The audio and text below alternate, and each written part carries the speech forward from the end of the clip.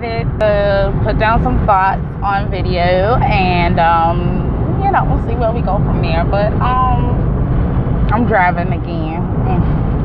So I have this thing where I don't understand women who constantly want to check up on their man, like check up, like it don't make no sense, put them in a prison. And I just don't get it, because what are you trying to accomplish? What are you trying to do when you're trying to place rules around a man? Rules, okay? And regulations that are just obscene. It's crazy, and I was just talking with a friend, and they were saying that their friend is has a woman who's obsessed with everything that they do, everything. And I was explaining how I have a few friends who are like that, especially on Facebook, and they are so obsessive with trying to find out where their man doing, who they talking to, what pictures they liking, just all type of craziness, because it's a full-time job. I just can't see myself doing that, following after a man and trying to figure out if he's cheating. You need to learn how to trust. You gotta trust. And I want to say this to women, that we have got to learn how to trust. Men too need to learn how to trust. This is what we do in this world. You trust. People fail you. You hurt. You move on. It's okay. It's okay to trust again. That's what we're supposed to do. And you're supposed to just not be as foolish as you were the last time. It doesn't mean to sit around and go into a closet and not trust nobody. And the flip side is, it doesn't mean that you go around and date someone and make their life a living hell. I just can't see, and I don't understand you guys who put up with it. I mean, the tongue must be good or something, and the penis must be good, because I don't understand how you could just monitor somebody 24 hours a day, find out where they stay, what they live in, who they calling, and calling the people that they calling, and doing all this other stuff. I got children. My man is not gonna be one of them. I'm sorry, I can't. Now there's slight investigation. I understand that if you feeling like something is funky, but feel like something is funky is a lot different. Like, say for instance, I might go check phone numbers. It's rare. I want to say rarely do I. But if I check it, it's because God or somebody done told me to check it. I check it. I don't call a number. I don't figure out who it was.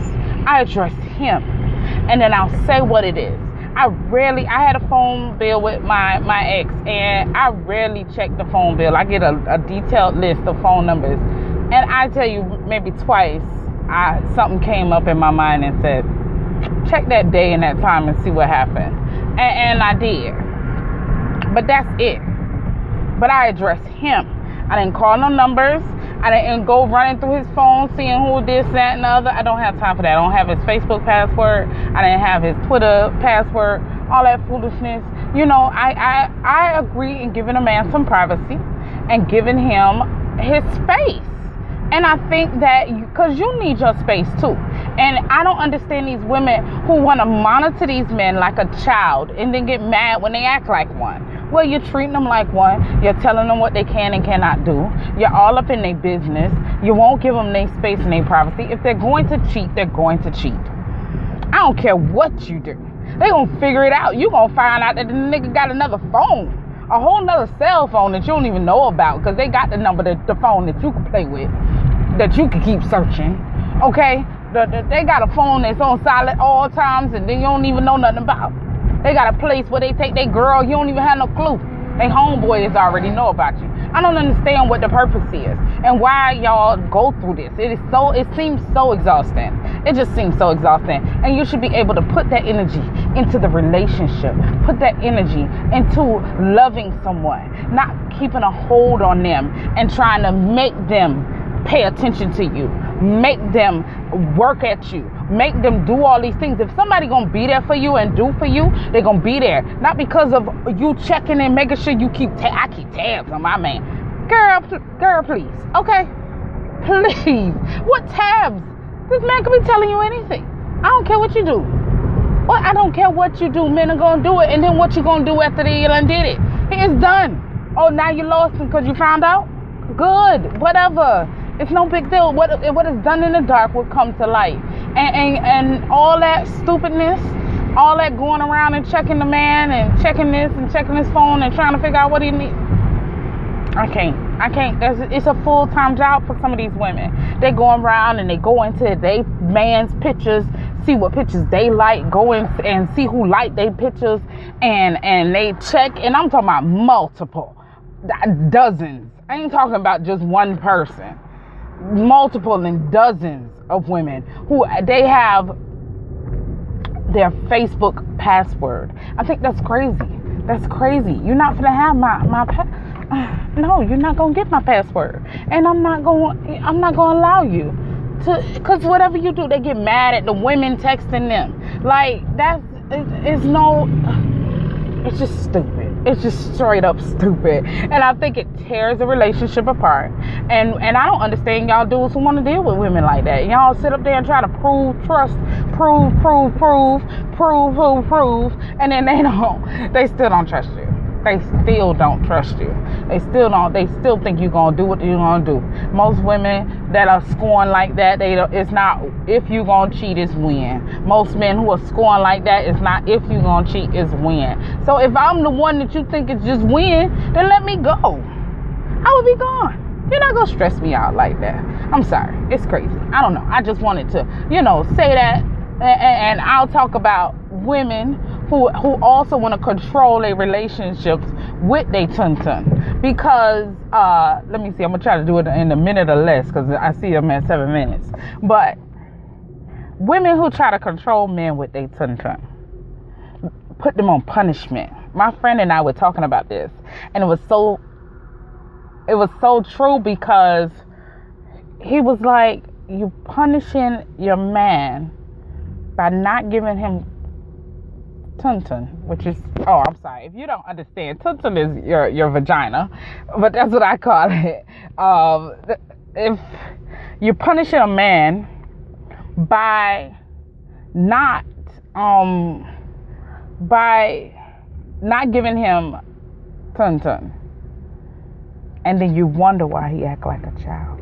You don't punish your man. You let God deal with that. You don't give him, I'm not going to give him sex for a month. I'm not going to give him sex for a week.